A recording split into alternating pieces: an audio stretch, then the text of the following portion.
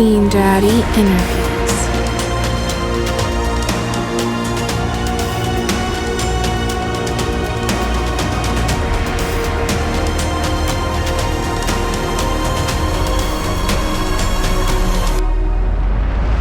Welcome everyone to Scene Daddy Interviews. My name is Ian, and right now on the phone, we've got Cory and Linzey of The Anchor. Guys, how are you doing today? We're good. How are you? I'm not doing too bad. Now, I think the big thing we'll talk about right now is obviously the release of the album Breathe is going to be actually on Friday. We're recording this right now, and hopefully this is going to come out on Friday. So I guess really the quick question would be for both of you, what's your prevailing emotion leading up to the actual release? We're so stoked it's over. And anxious for what's to come. Right. So I guess stoked and anxious if we had to choose two adjectives. No, I like that. I like stoked as an emotion, and then really to get it over with, that is great. So this whole leading up to a point, you guys have been out on tour for a while. You've been out on different tours kind of leading up to this. Is that the reason why you're kind of stoked to get this over with? I mean, some of these songs we started writing literally the day after we stopped recording Make It Last. Wow. So it's been like a year and some change. It's been almost, because we started recording Make It Last a year before. So some of these songs are like 2 years old almost. Oh, okay. So we've been working on this album for a super duper long time, and we've had like 3 prospective release dates that got pushed back, and re-recorded all the songs probably like 5 or 6 times. Wow. Yeah, tons of re-recorded songs, and so it'll be nice to like just call it finished. Yeah. Well, what was the point, or what was the reason for all the re-recordings? We just wanted it to be right. Yeah. You know? Yeah, we wanted it to be right. We got we had a guitar. We had like 5 tracks done, and then we went back and listened, and we were like, this guitar sounds like shit. We need to get a different guitar. Or we wrote it in a key that didn't sound good when I sang it. So like we went back and changed almost all the keys of the song, and then re-recorded that, and then we bought a new bass just for the album and re-recorded all the bass tracks. It's like a ton of nitpicky stuff, but it was, you may have heard us say it before on the last album, but we want every album to, we want to pretend like it's our last. So Sure. We just had to make sure it was right. Yeah, that totally makes sense. And now I got to ask, because you mentioned, getting a new bass. You didn't mean new bass player at that time, right? No. Okay. No, we got like an actual physical bass. Yeah, a new bass guitar. Which bass was it? We did the... was it a Schecter? Yeah, it's a Schecter. Then with, I don't know. It was really pretty, It's whatever pretty, it was. It was like, you know what it was like? Is you remember the blue dress that like broke the internet? Oh, I know what you're talking about. Yeah. Like, is it blue or is it gold? Right. So this bass was kind of like that. So like if you looked at it at a certain angle, it was gold. But if you looked at it at another angle, it was purple. Wow. So then we argued about, was the bass gold or was it purple, for probably a good week. So obviously the color of the bass didn't matter to me. But whatever. It was pretty. Linzey liked it. It was sparkly. But we had, because the first 2 albums we did it on a Fender jazz bass, and this one was has like Fishman pickups.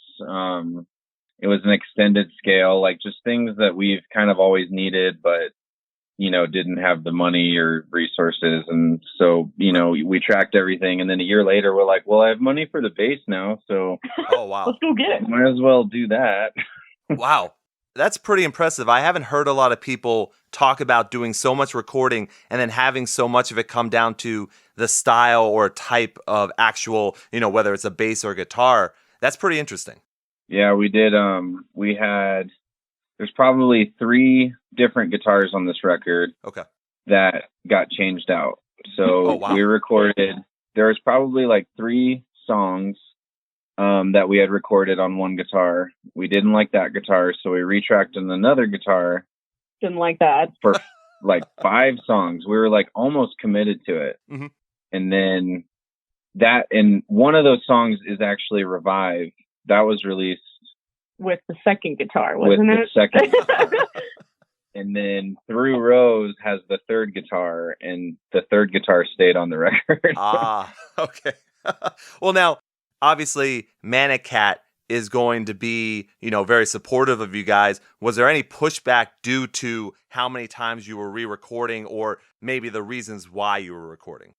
No, because Pete, every time I talked to Pete, I was just super honest. Like, me and him would talk about a release date for the album, and then it would be 2 months out from it, and I'd call him and be like, Pete, it's not right, and I promise you, like, this is going to be a great record. We just got to make it right. And he was like, okay, I trust you. Okay. So yeah, there really wasn't any pushback at all. He was super supportive kind of through that whole process. Oh, it's great. So now I can see a little bit more why you guys are just looking forward to having this out there for everyone as well. Yeah. And then, of course, it's got to be because of how good the actual album is. I've been able to listen on repeat, getting ready for this, and it really is an amazing album. Well, thank you. Yeah. We really put our blood, sweat, and tears into it. Oh, yeah. We really did.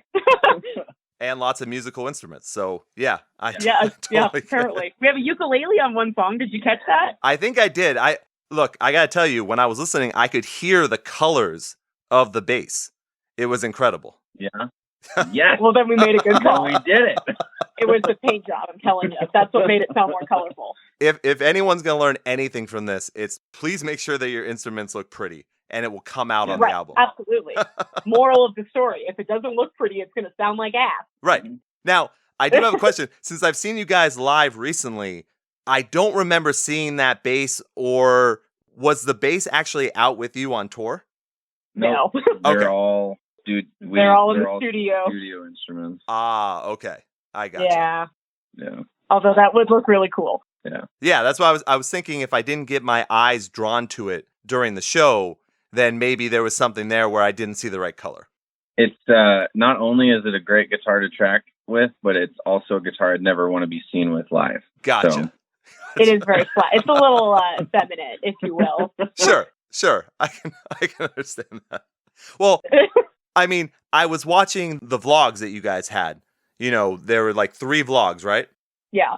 I was watching More those. coming. I just haven't posted them yet. Yeah. Oh, okay. All right. Well, but it seems like you guys are goofy enough and have fun enough that kind of thing wouldn't bother you. Even Cory, who was able to get a 661 on that punching machine. I've gotten up to 900 on, but okay, so the scores are different on each machine. This is a sore subject for Cory, just so you know. You just opened up a can of fuckery.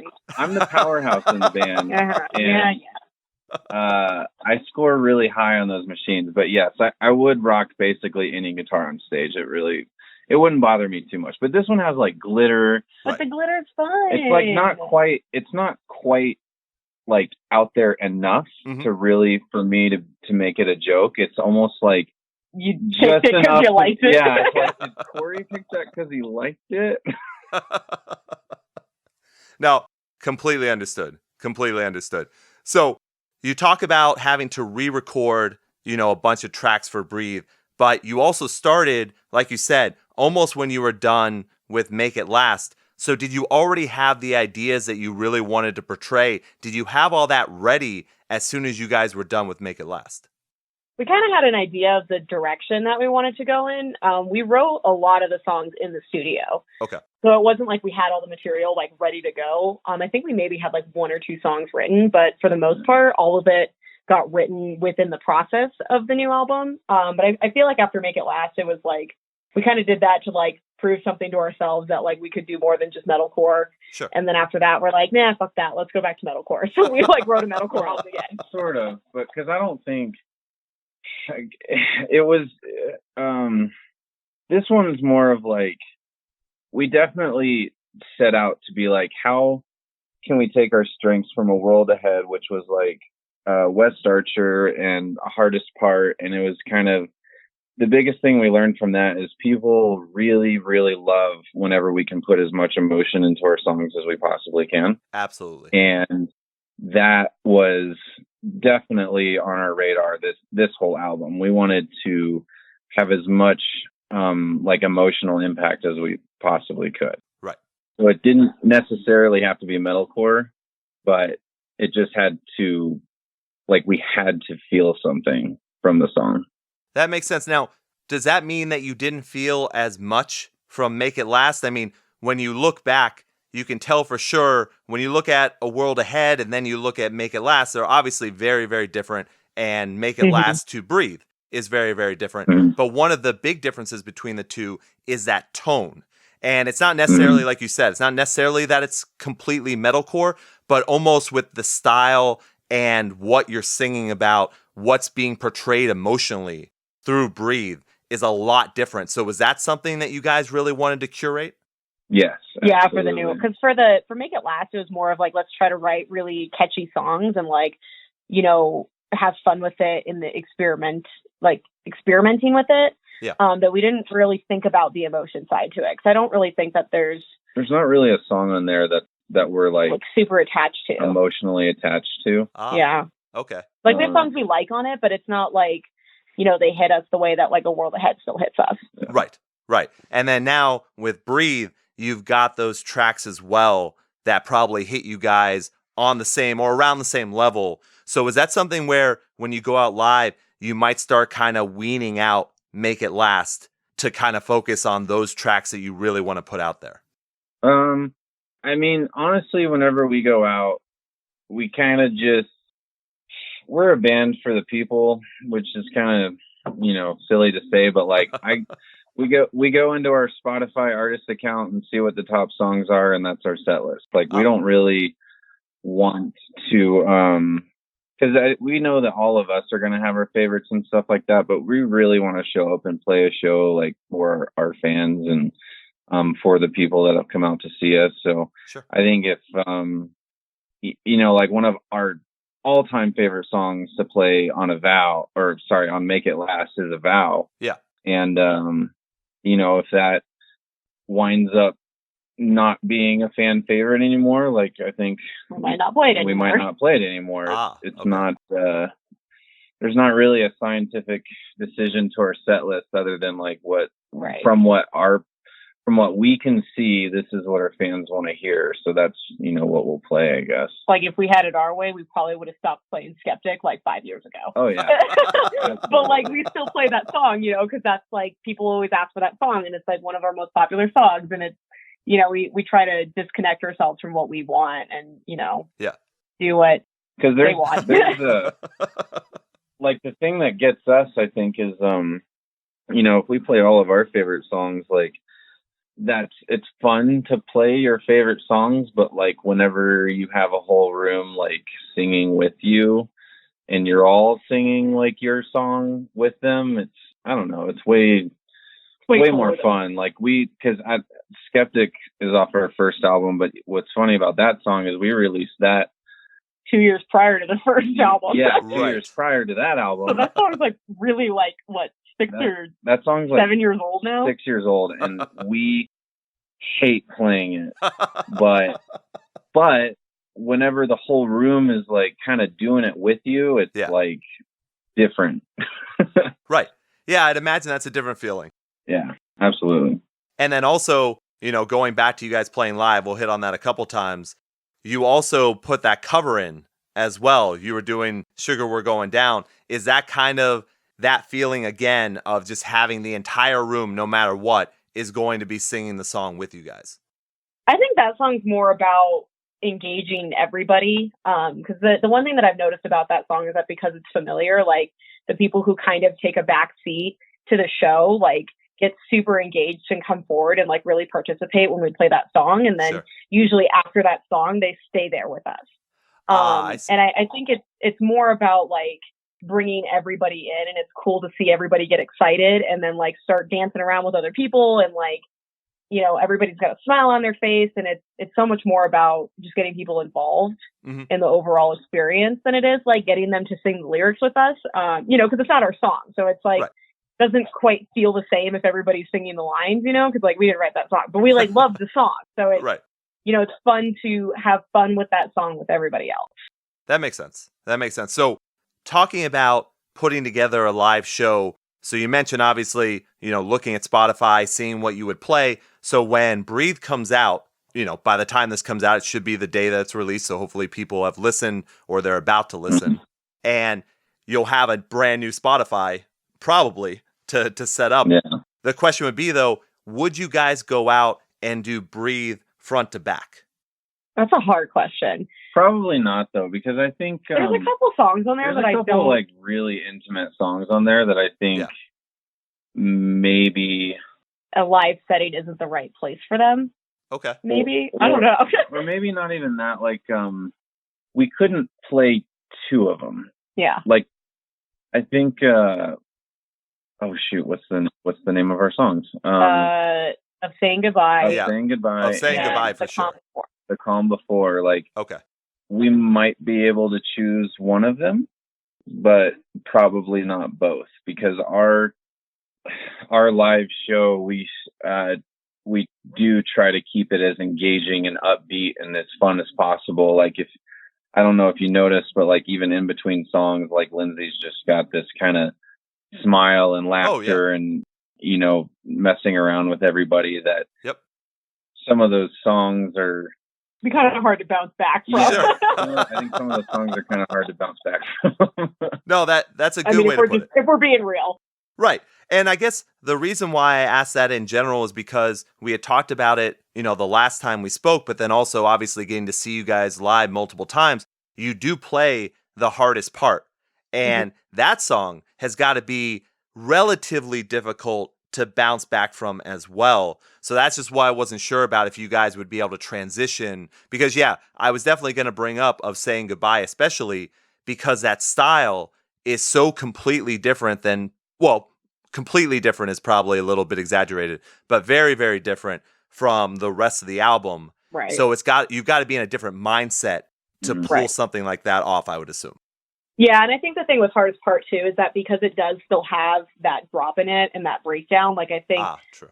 There's still an essence of energy to it that we're able to sort of pull from after we play it. But that song has become such a staple that like I think people get really excited when we do play it. That it's not that we're shifting the tone in the room because they're already anticipating that song. But like, if we came out of the gates with, Of Saying Goodbye, people will be like, I feel very sad now. And I don't think I want to jump around anymore, so I think but I don't know. I mean, we'll have to see. I mean, time will tell what songs people will latch onto. And if that becomes, the next hardest part and people just fall in love with it, then like, we're going to have to explore that, We're going to have to figure out how to do that. Cause, even like what's cool about that song is like, I've heard it, probably 1,500 times by now. And I still get like super emotionally wrapped up into, the words and the lyrics and the progression of the song. So it would definitely be different. It would be interesting to see if that happened. We would do it if that's what everybody wants. But we'd have to play like Every Time We Kiss after that song, just to bring everybody, or Every Time We Touch. I don't know. We'd have to come out with some crazy shit to get people back into it. Right. Well, I mean, you guys are very smart when it comes to, besides talking about earlier how the way you kind of shaped this album, you wanted to really put a lot of passion and emotion into it. I don't think there's a better time for that kind of thing because you see on social media everywhere, that's what people are looking for. The amount of times people are talking about, oh, I love this song because it makes me cry, like getting in touch with all that stuff. Now, the question would be, do they really want to do that live in a show where they expect to bounce around a little bit more? Time will tell. Like you put it out there in the right place and right time. Yeah, we're hoping. If we're like, especially because if we're in the room of like, we're a mid-level band. So there's people there that are there to see their local band friends and, stuff like that. So if only half the room is there for us, like it would be a difficult thing to kind of get the whole room involved. But like, I remember, whenever I saw the Ghost Inside a long time ago and they basically the entire venue is there for them. Yeah. So I feel like they can play literally whatever song they've ever made, and everybody's going to be engaged with it. Right. Whereas, we kind of have to, like in Denver, sure. Like we could probably do something like that. Tulsa now. Yeah. Topeka, Kansas. Like there might be even a few places that we could swing it. We'd whip that song out because we've built up such an audience in some places. No, I think that would be, well, like we talked about, you'll have to wait and see. Yeah. We'll have to wait and see. Yeah, for sure. But I do want to go back. This year, you also played I Matter Fest. And I just wanted to check on something there because that was a very cool show that was put on. I was trying to make it down there and I wasn't able to, but I heard some really, really great stories from people that were playing there. Obviously, you guys, I got to see a lot of your set. You guys really killed it. Was there anyone else? I know you had to go back to the merch tent and meet people and sell things, but was there anyone there that you got to like sneak away and get to see? Anyone like a favorite or something that you guys were looking forward to? We got to see a little bit of Fit for King, which is pretty cool. Yeah, Beartooth was really great. We ran that merch booth for like 2 hours. It was like, by the time we were done selling merch, it was like wage war was going on. So yeah. Like, wow. Yeah, we were so busy all through kind of the smaller, mid-level bands. And like basically whenever Traders went on. And that's when, and that guy, what's cool about that guy is like, it doesn't matter where you're standing. Even if you're not looking at him, his voice, which I think is so cool. Yeah. And I think that was like the first band that I noticed. Like, I was like, oh yeah, a freaking show is going on right now. So yeah, Traders was really cool. Beartooth was really great. Wage War, I was like, but I think I took a nap because I was. Yeah, they were good. They were good. I had a sunburn from hell that day. I saw it. So I had to take a nap. He still has it too. His little hat tan lines. He still has it. Wow, that's Wasn't I Matter Fest was at the beginning of August, right? It was like day 4, and Cory got this ridiculous tan line, and he had to have that for the rest of the tour. Yeah.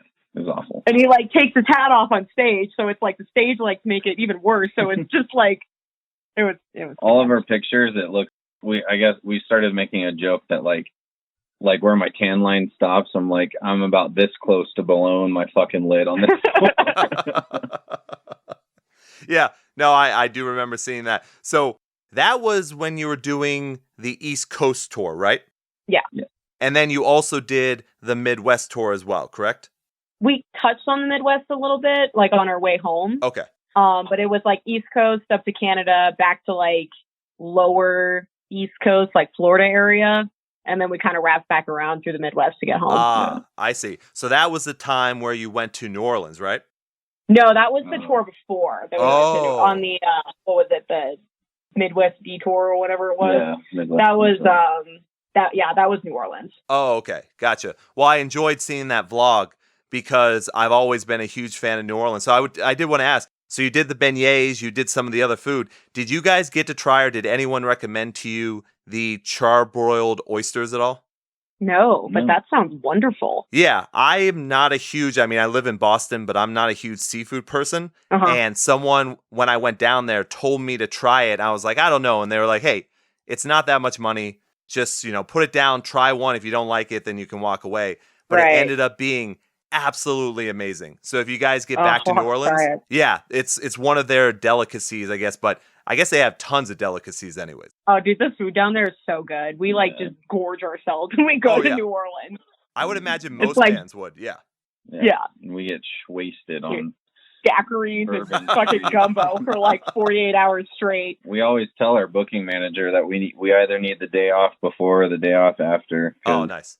We're not making the next date is basically what we're hinting at. Yeah, if I had to choose any city in the States, maybe besides of Vegas, because both of them are relatively similar, but I think New Orleans have a lot more, they have a lot more culture there. Yeah. But I really love New Orleans. And there's always something to do. And if I was a band too, I would ask for the same exact thing because you guys have the right idea for sure. Yeah. So let me go back. We're going to talk about Breathe for a little bit. So I want to ask you both separately. Obviously, Cory, you're playing guitar. Linzey, you are doing the vocals. So was there anything specific? Because I heard a lot of different things on Breathe. And I just want to know, for each of your perspectives, what do you want the audience to hear the most? Like, what is something new that you really wanted people to latch on to? Cory, you go first. I got to think about this. I think the big thing is, and I've talked to a few people about this, is that whenever we wrote A World Ahead and Make It Last, I wasn't really comfortable in like the sound that we wanted, or like what the anchor was supposed to sound like, or there was always this pressure of like, you know, I guess it's like a music industry pressure of like, what does your band sound like? Well, I feel like this was the first time where whenever I was writing the guitars and stuff for the album, that I was like, this is us. This, you know, this is exactly what we sound like. This is the anchor. So I think, I'm hoping people will listen to it and just kind of, it'll cement, you know, who we are and what our sound is, and kind of define like the rest of the albums in the future for us. Very cool. Mm-hmm. Linzey, you got something? All right. So mine's a little bit more obscure. Okay.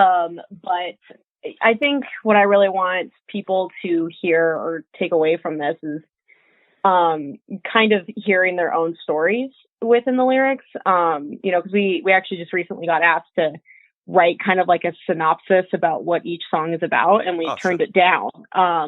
And the reason being is, you know, because all these songs are incredibly personal to me, and they're, you know, about specific moments in my life. But, you know, I really try to remain almost kind of vague in what it's about, and write it more about the emotion rather than the story. Because I want people to be able to connect with it in their own way. And we talk about a huge range of different emotions on this album. And, you know, I want people to have an opportunity to really find, you know, a bit of understanding from their own perspectives and from their own stories in these songs. You know, and it's kind of cool too, because we actually at iMatterFest, I had multiple people come talk to me about one song, and they all completely had different interpretations of what they thought it was about. And I still continued to I just agreed with them, and I didn't tell them what it was actually about, because I want them to have their own interpretations, you know? You know, because like, who am I to take that away from them? You know, if they read into it completely different, like, I'm totally all for that. Right. Yeah. No, that makes sense. And that kind of, I forget if we talked about this before, but because of that, would you ever want to do a concept album? You know, I would almost kind of say that this song or this album is kind of relatively a concept album. Yeah. Okay. It's written about like one really specific time in my life, and they're all kind of stories that intertwine together. It's not necessarily like a concept of like, you know, fiction or things like, you know, like Coheed and Cambria does, but it's more of, there's a theme that runs through the whole album, but it's like kind of a low key concept album. Yeah. Okay. Definitely. It's not screaming concept album, but we definitely, I didn't really think about that, but all the lyrics do, like, you could almost, or if you figured out what the songs were about, you could order it to like a progression, like a timeline. Like a timeline in Linzey's life, which is sort of a concept in itself, I guess. Okay. But I think, like, I mean, we've thrown around, like, it might be like a fun thing that we do someday, but I don't know that, but I mean, who knows? I mean, I wouldn't say we wouldn't be open to it, but I think we would definitely put our own spin on it. For sure. Definitely. Yeah, it's not definitely not, and it's not like, we've been working our whole lives for this kind of thing. It's just like, right. If you get the inspiration, you have no problem kind of following up on that. Right. Yeah, right. Definitely makes sense. So let's go back just a little bit. So we've talked about this, I believe, on the last show, but we are hitting a relatively new audience here. So with the writing process itself, are you guys writing separately? Do you have the instrumentation done, and then Linzey, you're going out and doing lyrics and putting this concept together, or are you guys kind of writing all together? This was the first album where we actually, because the two albums before, the album and the EP, all the songs were like 98% done. Okay. And then we came in and did the lyrics. And then we came in and did the vocals. This is the first album that some songs were pretty close to done, and then there were some songs that like had a chorus. And we sat down and wrote the whole thing. Oh wow! So, and those songs were like 5 or 6 rewrites, and like those are the ones that took forever. Yeah. So the writing process for this one definitely changed a little bit, for sure. Yeah, because I think we sat down and wrote the calm before. Like we had nothing for that song. We had a verse and somewhat of a chorus. And so what's funny is the pre-chorus and the chorus right now were originally written flipped. Yeah.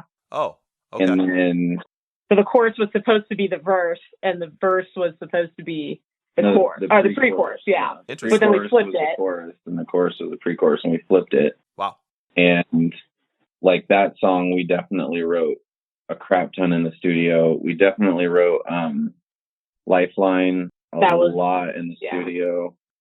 And I think that's probably a lot to do with me because I'm very much a metalcore guitarist. So some of the more metalcore songs, like metalcore,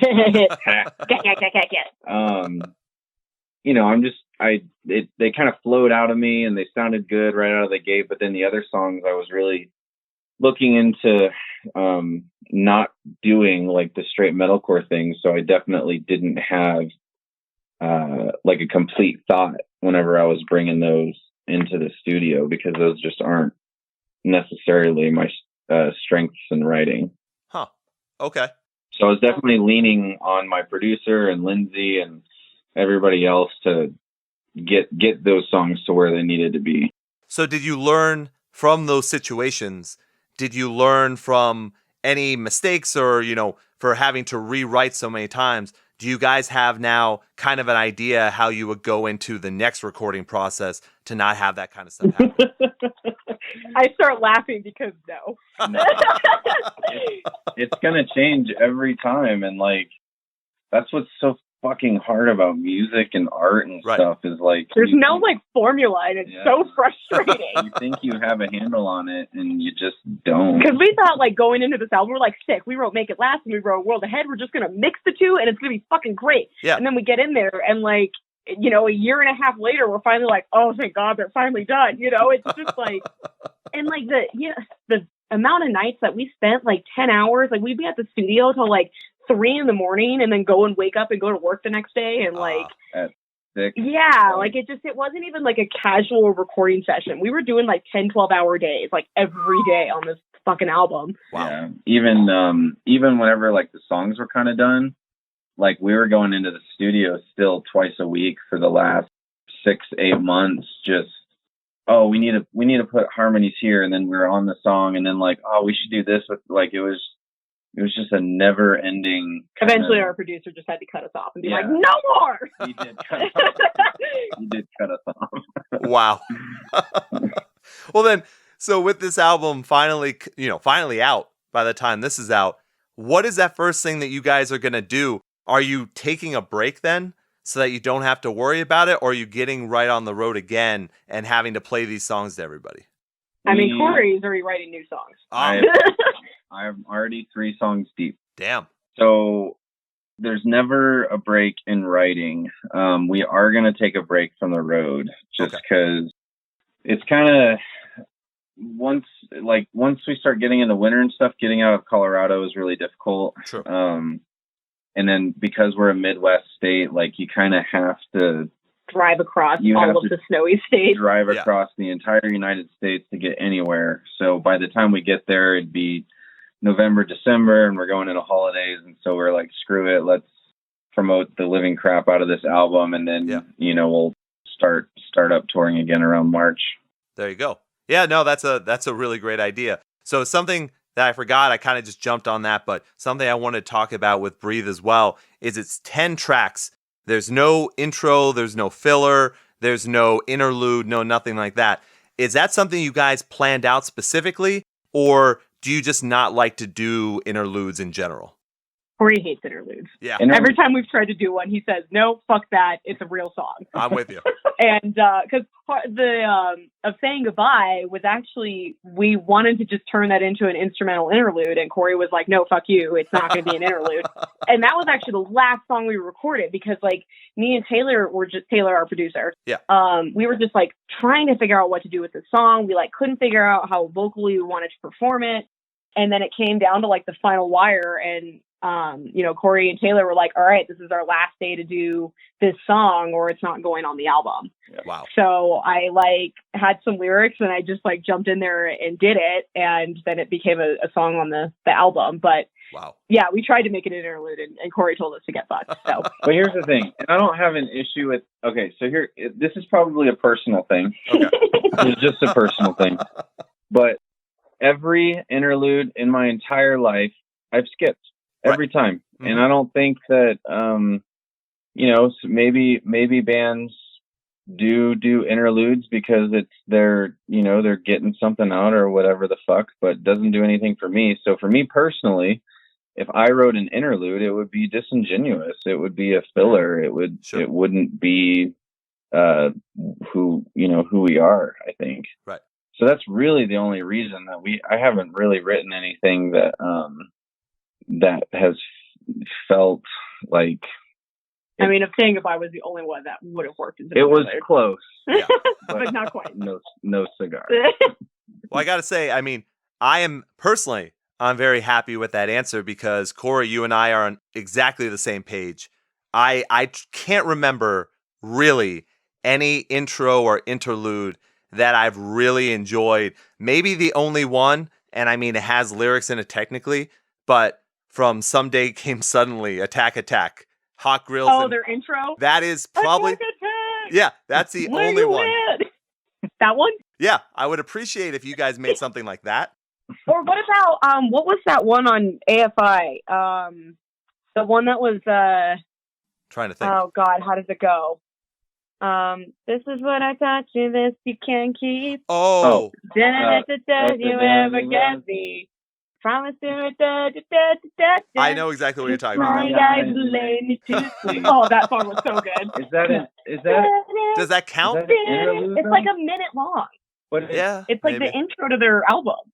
Is it? Yeah. Yeah, it is. I always thought of it as a song. That is a good point. Oh, actually, Bless the Fall had a pretty good intro too, to Witness. I'm going to have to look that up then, because it's been very rare. How did it go? It was like, dead, we're not dead, we're not dead, yeah. We're not dead. That was good. We're not like you said. Yeah, we're not dead. That's a good intro, actually. Yeah, so there's some good ones. Yeah, so. But they all have lyrics now that I think of it. Exactly. If we wrote something like that, sure, totally. So, but an so intro far, with lyrics, yeah. I haven't, I think, August Burns Red did, on Rescue and Restore, mm-hmm. They did, creative captivity or creative capacity. What is that? I can't remember. I lost track. I think it's creative captivity. Okay. Maybe. Something like that. But that one doesn't, that's sort of like an interlude. And I do like that song. But it's like all over the place.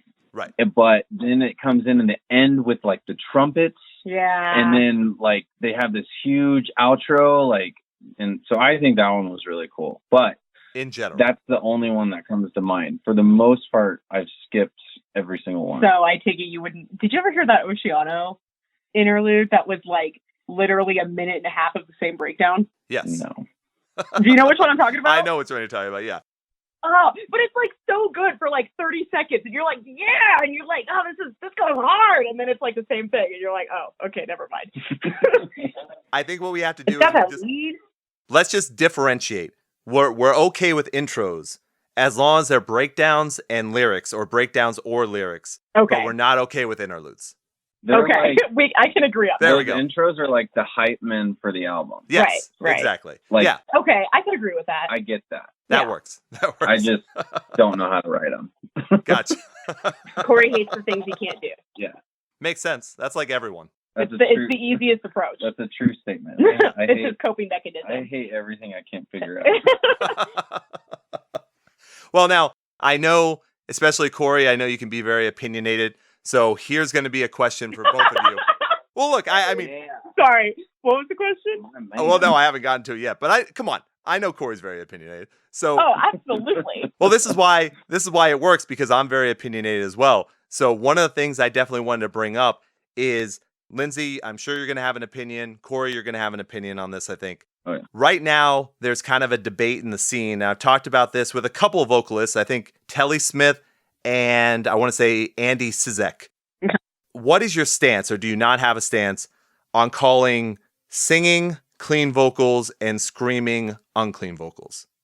I think the biggest abomination is calling it dirty vocals. So I don't care about any of that unless you call it dirty vocals. I have never heard that before. It's terrible. Or you get the few people that call it screamo. I don't care about when that. They're like, oh, you're in a metal band? You're like, yeah. They're like, oh, do you do like that screamo stuff? And you're like, yeah, sure. No, whenever they're like, oh, you do that clean singing and then you go into the dirty vocals, I'm like, ugh. Okay, that gave me the creeps right there. That really yeah, did. I mean, I guess I don't really have much of an opinion about it. I don't know. That's never been something that's irked me. Oh, okay. I think, I mean, yeah, unclean. What? I mean, unclean makes more sense than dirty. Well, not really, because unclean is like so. I mean, Britney Spears did unclean because she put fry on her vocals. Like that's kind of a. I mean, are we talking about like uncleans or just scream? But wait, don't you see the problem is that if you say unclean, it's unclear. We don't know what you're talking about. Oh, whereas okay. I feel like if you say screaming or if you say harsh, like that's more specific. It is.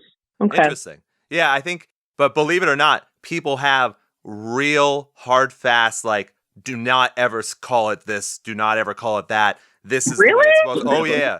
Yeah, no. If you look, I mean, look, it's good if you stay away from social media in general. But if you go on Twitter and you look up any vocalist, they have some opinion in the scene of whether you should be able to say screaming or unclean or all that kind of stuff.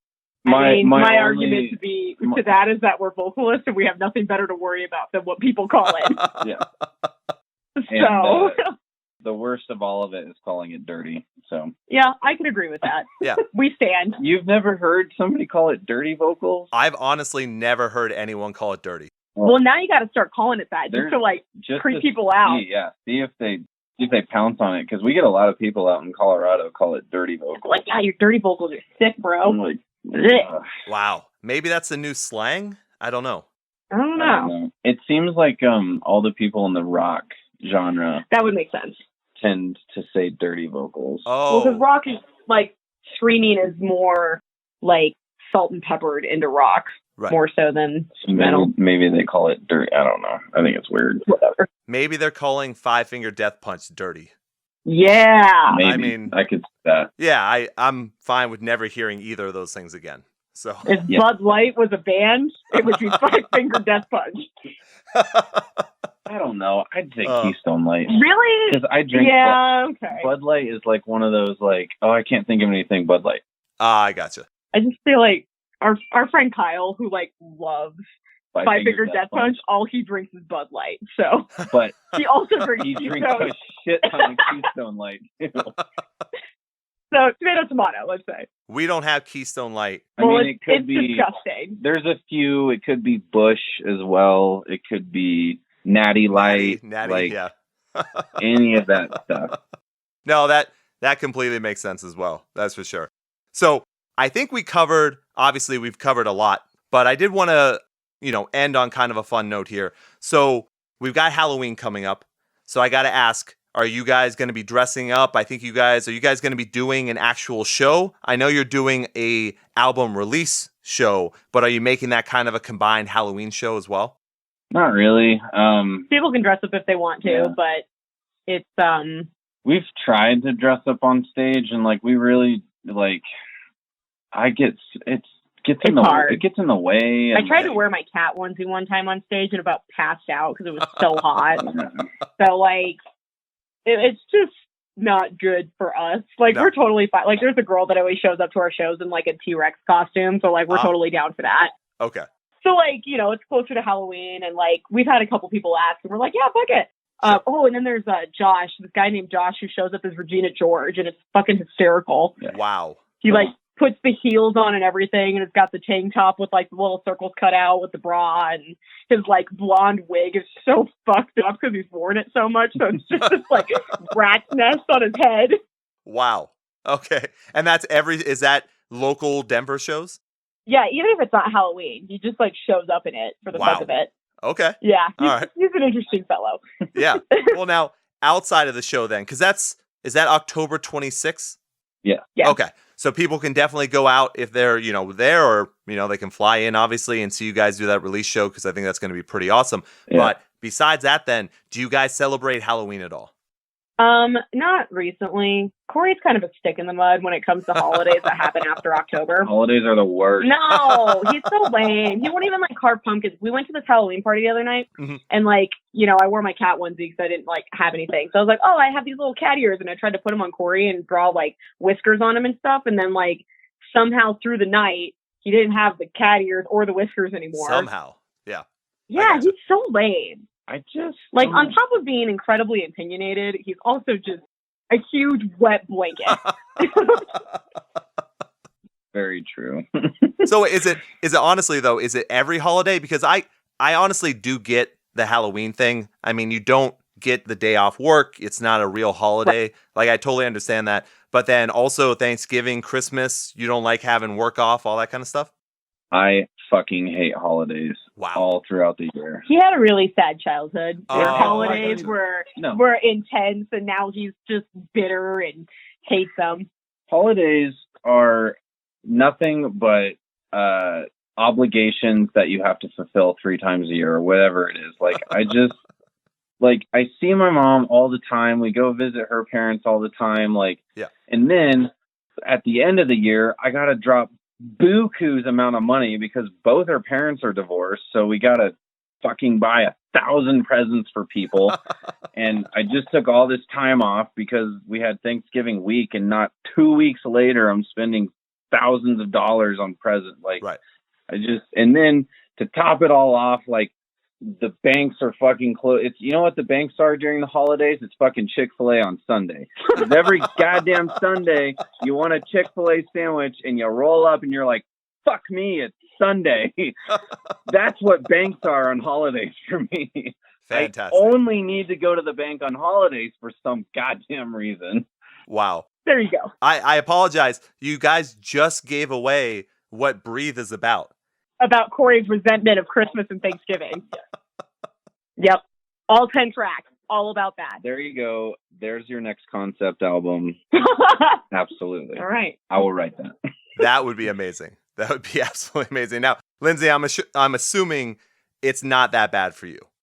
No, I like holidays. Okay. But I'm also very I like being around my family, and I like doing the stupid shit like carving pumpkins and looking at Christmas lights, and I'm super positive about it. And Cory is not, so I go do those things with you know how people. many Thanksgiving dinners we have to do? I'm gonna guess 4. Yeah, it's great. It's 4. But think about all the food we get. What is the issue with eating a bunch of food? Having to drive every 2 hours, another hour to another place for 2 hours, and then to another hour to another place for another 2 hours. So what Cory is saying is he would prefer to just be by himself year round. Yes. And not do anything that's festive. Like what you just said with Thanksgiving is, I think, that plot of that movie 4 Christmases. Yeah, I mean, that's Cory's life. Wow. He is Vince Vaughn. 100%. Yeah. Yeah. If I could, you know what I should do is send out iPads to all the families, and then I could just Skype over dinner. There you go. For all of them. Perfect. At the same time. And then you're just alone with a little candle, just eating. Yeah. And canned turkey or something. Ew, God. Yuck. Hey, at least get that Popeyes Cajun turkey. Yeah, there you go. See? Mix it up. Speaking of that, did you ever get that Popeye sandwich that they came out with? No, unfortunately they sold out of the one, but I have had that Cajun turkey and it's fucking awesome. But we went to several different Popeyes. To several Popeyes to try to find that damn sandwich, and we could not get it. I don't think it everywhere. existed. Yeah, I don't think it was actually a thing. You think they just did it as a big... Oh my God, you're a genius! Yeah, honestly, I think that was the best marketing thing they could have ever done. Wow. That is, oh my God, that is so smart. That is mind blowing. That's what we do. Those motherfuckers. I feel like such an idiot that we drove so many Popeyes. Yeah, because they're like, there's no way they're all out. Like, what? Your main ingredient is chicken. Right. Why can't you just take a fucking chicken leg and throw it on a sandwich? Well, because we were going to different states and stuff Yeah. too, and like every state we're out. No, I'm. That has been my guess the entire time. We have a Popeyes it's not in Boston. There is one there, but really there are only around 2 in the area. And I went to one of them, and what I ended up doing when they didn't have the sandwich, I just got chicken strips and put them in between one of their biscuits, and I ate that. Right. And that was a fine sandwich. That was the chicken sandwich. That was it. You just had to be smart enough to make it yourself. Yeah, that was it. And I was. You know what? I'm gonna praise myself. I was smart enough to do that. You were. You know what? Good for you. I'm so happy for you because they duped us all. They did. All right, guys. So I think that is the perfect place to end tonight. I don't even think I even said this, but Breathe is so damn good. It's actually one of my favorites of this year. Damn. So I just want to thank you guys. Oh yeah. No, I've been a fan for a long time, and this album just hits on every single note. And, Cory, I know you mentioned, you guys are kind of a mid-level band. If people hear this, that's not going to be the case for long. And I really think this is going to propel your careers, and it's just so fucking good. So just want to say that. But thank you. For sure. And what we're going to do is I'm going to have links in the description of the episode so that everyone can hear the new album, so that they can, I know they won't be able to pre-order anymore, but hopefully those bundles will still be available for people. You guys are always killing it with the merch, so I want people to be able to go and get that. But until then, what is the best way for people to support you guys? I think we said this last time too, like the best way you can support us is go listen to our music and kind of dive into what is the Anchor family and be a part of the community. That's because merch only gets us so far and sales only gets us so far. It's really, and there's even a couple songs about it on the album about how appreciative of our fans we are and how they are the ones that keep us going. So the more people that can keep us going, the better. And reach out and just introduce yourself or whatever. We respond to all of our messages and comments, and we want to be engaged and get to know everybody. So to touch on the pre-order packages, they're actually just bundles. Yeah. So we will be selling those bundles for quite a bit after the album drops. Good. So yeah. Very cool. Yeah. No, absolutely. I will have links in the description for that for sure. And then, yeah, exactly what you guys said. I mean, I've seen you guys live multiple times. You're always very friendly with everyone. You talk. You're very engaging. So people should definitely go up, speak to you. And then, like I said, this should be out on Friday. So if you haven't yet, go listen to Breathe right now, because you are certainly going to be very, very happy and very blown away. So guys, once again, I was very happy to do this again, and I can't wait to see you guys live. And yeah, we'll definitely plan for an even longer show. And I'll just have a lot of opinionated questions that you guys can get into. Gotta lay them on us. Yep. Yeah. And we'll just have a super long show. But once again, guys, thank you so much. Yeah, no, thank you for having us. Thank you. You've been listening to Scene Daddy Interviews. Thank you all for listening to Scene Daddy Interviews. Make sure you support the artists we featured by checking out the summary of the episode. Also, for all your scene news, reviews, and memes, make sure to follow Scene Daddy and Ian Hates on Facebook, Twitter, Instagram, and don't forget to subscribe and rate Scene Daddy Interviews on your favorite podcast listening app for more great artist interviews in the future. Stay seen.